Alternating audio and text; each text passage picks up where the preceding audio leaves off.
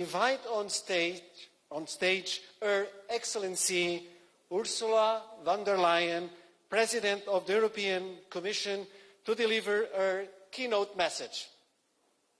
Welcome.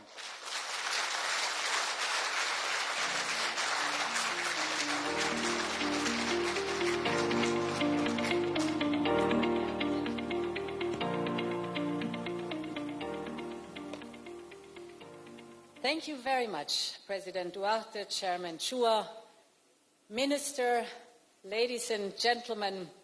It is very special for me to be here in Manila and once again to experience firsthand the famous Filipino hospitality. Each time I visit, I am struck by the warmth, the intelligence, and the honesty of the people I meet.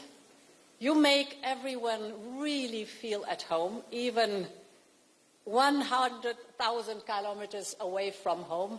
I really feel welcomed here, and I'm very glad to be here with you.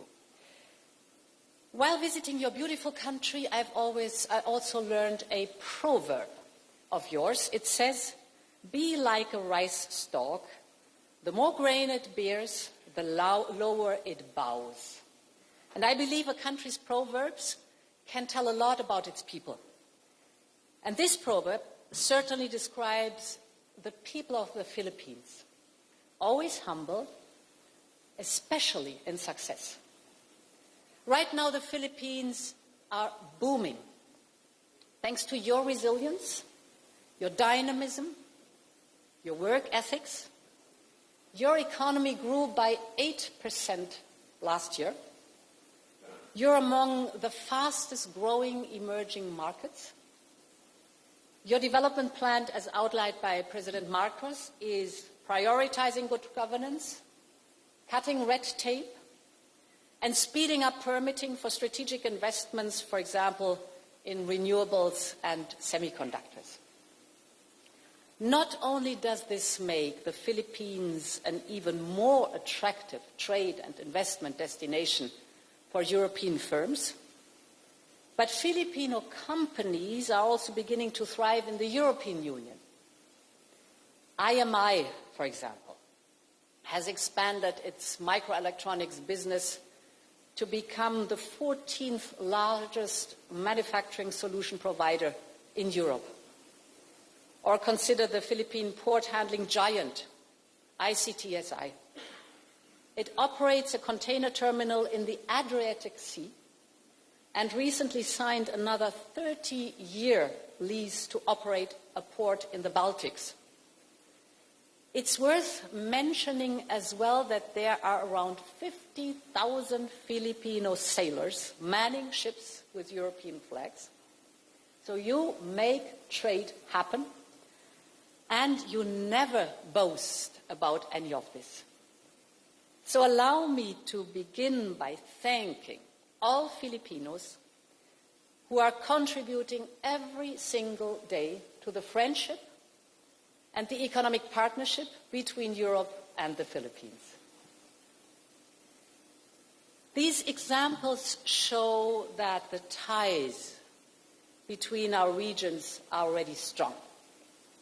But the time has come, I think, to lift our partnership to the next level, because we have much more in common than our geographic distance would suggest. I see three main fields where we share interests and values, and we are just made to work together. First of all, international security. Both the Philippines and Europe believe in a global order that is based on the principles of the UN Charter, such as respect for every nation's sovereignty and territorial integrity. And this order is now threatened in both our regions. Second, economic transformation. We are both modernizing our economies with a focus on the green and the digital transition. And in parallel, we are de-risking our trade investments.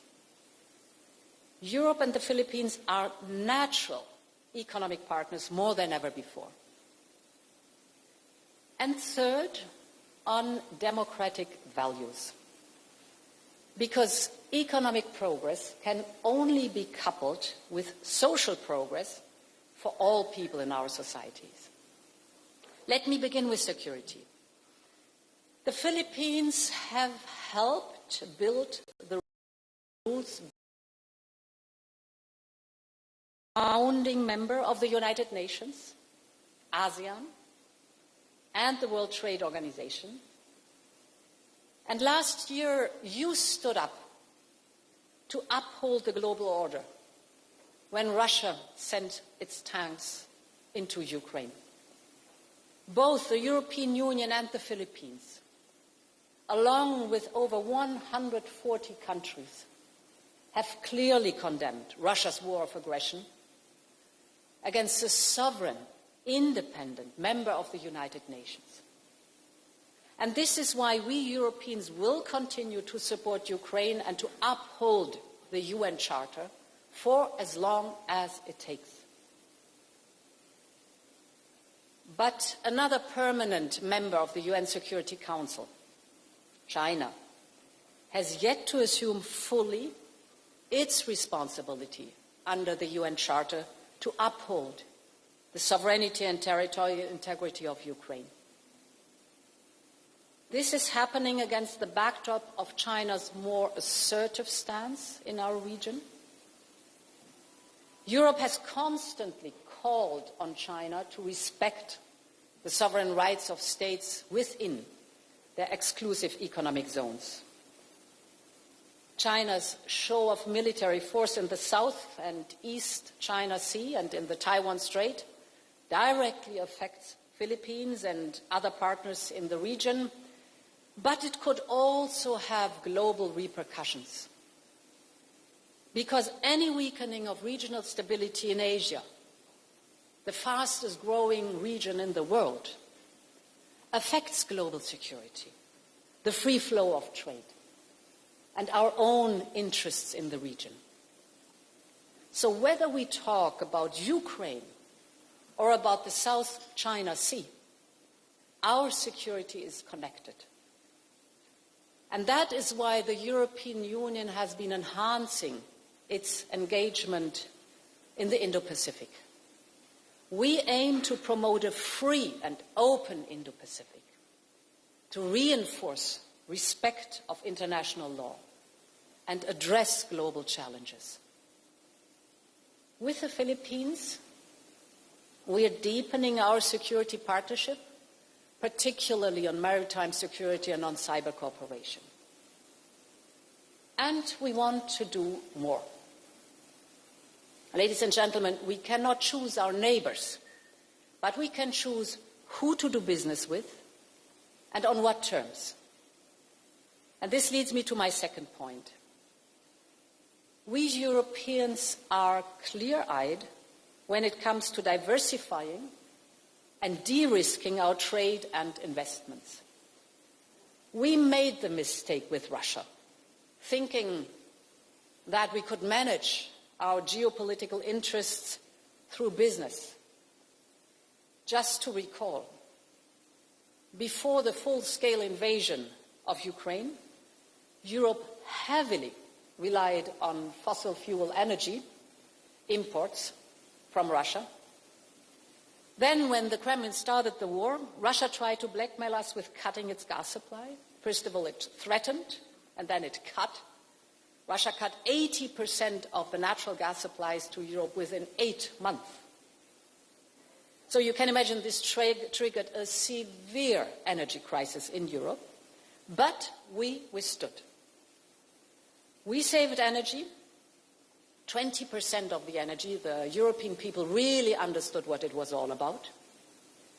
We diversified to like-minded partners like the United States and Norway, Algeria, Morocco.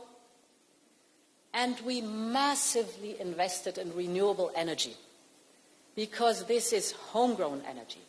So for the first time last year, the European Union produced more electricity from sun and wind than from gas. Today, we're stronger than before and more independent, and we have learned our lesson. So we won't make the same mistake again. When it comes to key inputs needed for our competitiveness, not only energy, but, for example, critical raw materials, we should never rely on one single supplier. And this is the core of our de-risking strategy. And I know this is not only Europe's strategy. The Philippines, for instance, exports 90% of its nickel ore to China. Instead of processing it inside the country to create more jobs and added value. But this can change. That's also why I'm here in Manila today. The Philippines and the European Union have a major opportunity to step up our partnership on both trade and investment. So let me focus on investment first. Europe has just launched a plan for boosting infrastructure investments in strategic sectors in partner countries. We call it Global Gateway. And for ASEAN, we've put forward an investment package worth 10 billion euros in public funds. But it's not only about money. It's also about the method. European investments come with the highest environmental and labor standard, as well with a strong focus on creating local value chains. Take the raw material example. Unlike other foreign investors, we do not want to invest only in the extraction of raw materials. We can also support you in building local capacity for processing, powered by new clean energy infrastructure. Renewable energy, as I said, is not only good for the climate, it's also homegrown. So Global Gateway seeks to create good jobs right here, because this also strengthens our supply chains. Global Gateway seeks to promote investments that move Filipino sectors up the value chain. And we look forward to working with the Asia Development Bank, based right here in Manila. You are the experts in the region, and we share similar priorities. So it's only natural that we work hand in hand. Moreover, the Philippines are a natural leader in digital innovation. The Philippine Venture Capital Report 2023 observed an explosion of new activity in the country's startup ecosystem. Your e-commerce market value increased by 33% in the last 3 years alone. And the people of the Philippines are 5 years younger than the global average. These are huge assets that you have here. So it's no surprise that your economy is so dynamic. And the Philippines can become a new digital hub in the region. But as entrepreneurs everywhere, Filipino entrepreneurs need infrastructure investment. And this is where Global Gateway can truly make a difference. And we are already working on the ground, or I should rather say in space. Together with the Philippine Space Agency, we are building the first Earth observation system, and in parallel, Nokia is investing in 5G infrastructure. So why does this matter to Filipino investors? And why does it matter for Filipino innovators? Because the European Copernicus satellites and their data will be made available for space-based services right here in the Philippines. In other words, the Copernicus data will be in real time stored and shared here in the Philippines through your space agency. And this is of utmost importance, for example, for disaster risk management, or for early warning systems against typhoons, a typical topic here for the Philippines, but also for climate change observation, for satellite navigation, which is fundamental for aviation, for example, for drones and autonomous driving. And this example is just a part of a larger digital economy package that we are finalizing with the government. We are even, and I love this project, exploring a possible extension of a new fiber submarine cable that will connect the European Union via the Arctic to Japan, and now we're looking into the possibility to extend it to the Philippines. So we would create a direct data connection between our two regions to de-risk and open up new opportunities for both our economies. New investments could also lead the way for more trade between Europe and the Philippines. The European Union is your first foreign investor, your fourth largest trading partner, accounting for nearly 8% of your trade. And this is thanks to our current trade preference scheme, the so-called GSP+, which we will prolong. But there's much more untapped potential in our trade relationship. And let me give you an example. A few months ago,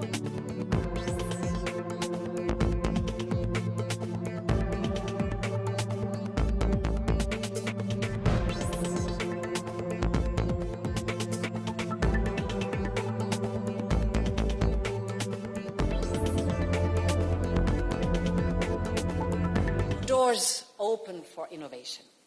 And most importantly, people benefit. So let's make progress.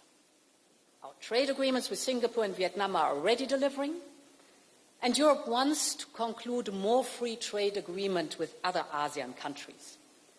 I believe, like President Marcos, that the timing and the conditions are just right for us now to solidify our bilateral trade relations, and that is why we have taken the decision to relaunch our negotiations for a free trade agreement between the Philippines and the European Union.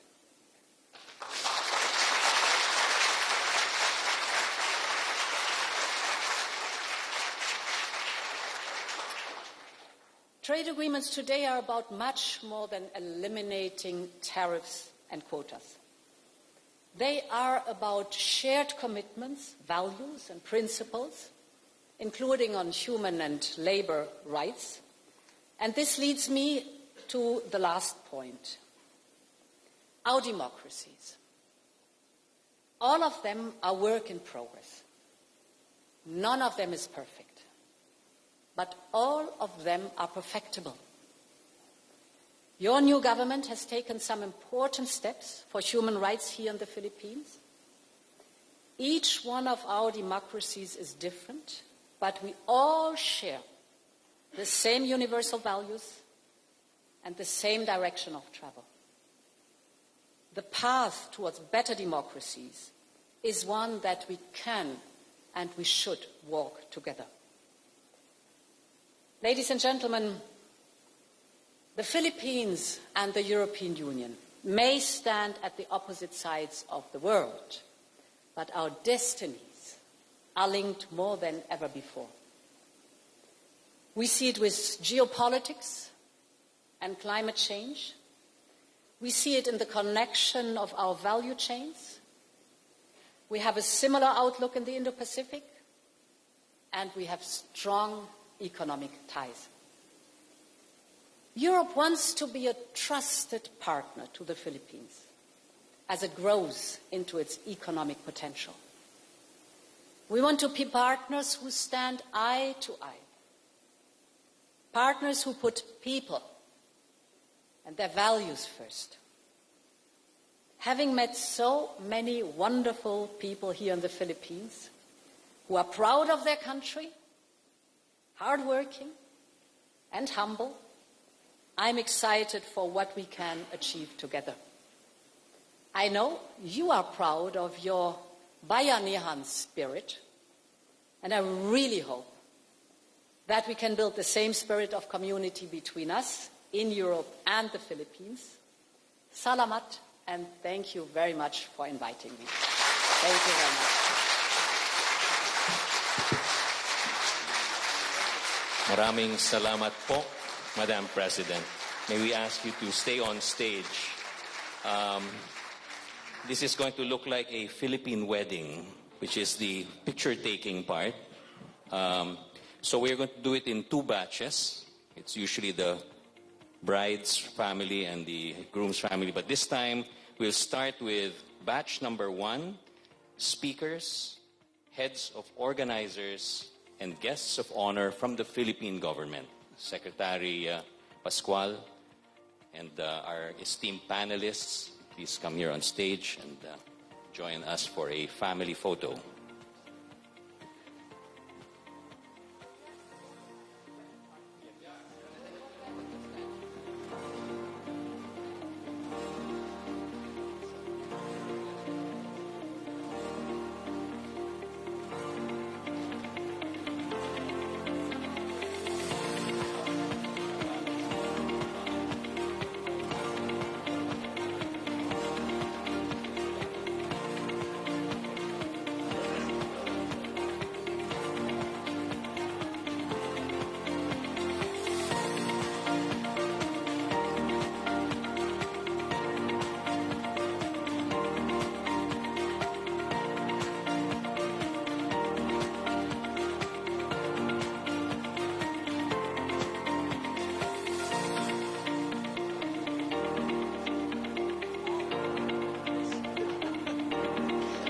Okay.